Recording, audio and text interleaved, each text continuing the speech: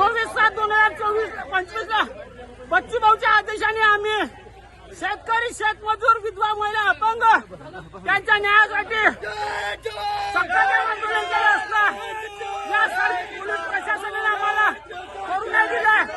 आज संसदेत अन्न शिळं भेटलं म्हणून जर आमदार मारत असेल तर आम्ही 4 दिवसांना शिळं खातो, शिळं अन्न खातो। आम्हाला न्याय कोण देणार आहे?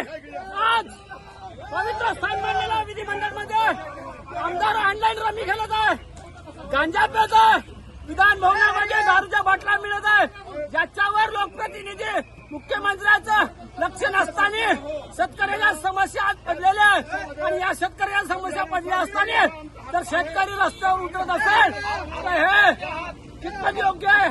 आणि हे आमची योग्य मागणी असताना पोलीस प्रशासनाने आम्हाला आंदोलन करू नाही दिलेलं आहे। आज पोलीस प्रशासनासोबत सरकार पण लोकशाहीची दडपशाही करत आहे। त्या दडपशाहीचा मी जाहीर निषेध करतो। जय जवान, जय किसान, भारत माता की जय। शेतकरी एकजुटीचा विजय हो।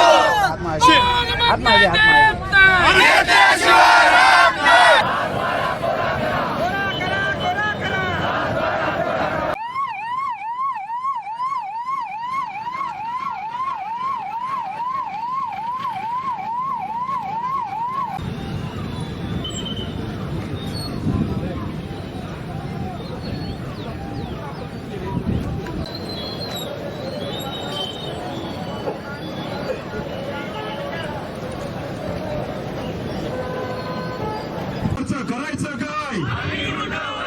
कर्जमाफी आम्ही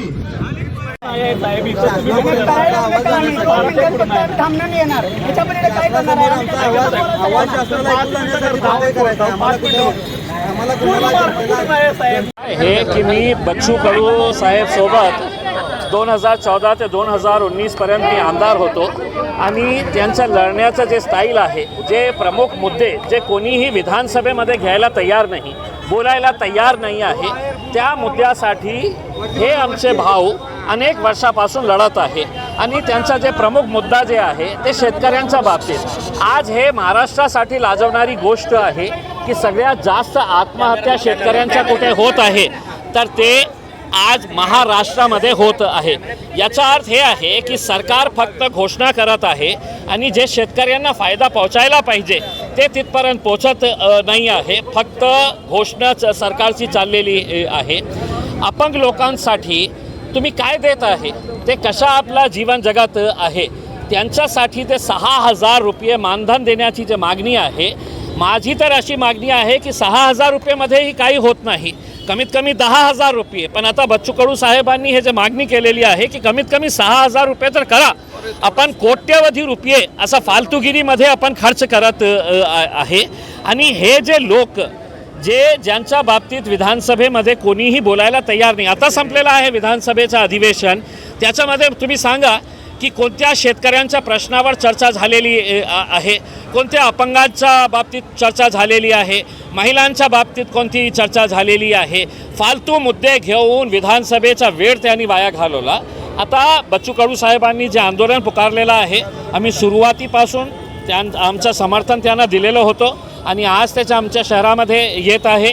त्यांच्या आंदोलनाला आमचा पूर्ण पाठिंबा आहे आणि माझी विनंती आहे देवेंद्र फडणवीस साहेबांना की लवकरात लवकर याचा तोडगा काढा, जे मागण्या आहे पूर्ण करा, नाहीतर बच्चू कडू साहेब जे आंदोलन पुकारतील आम्ही त्यांना पाठिंबा देऊ आणि हे आंदोलन कशा प्रकारे तीव्र करता येईल याच्या बाबतीतही आम्ही त्यांना सहकार्य देऊ।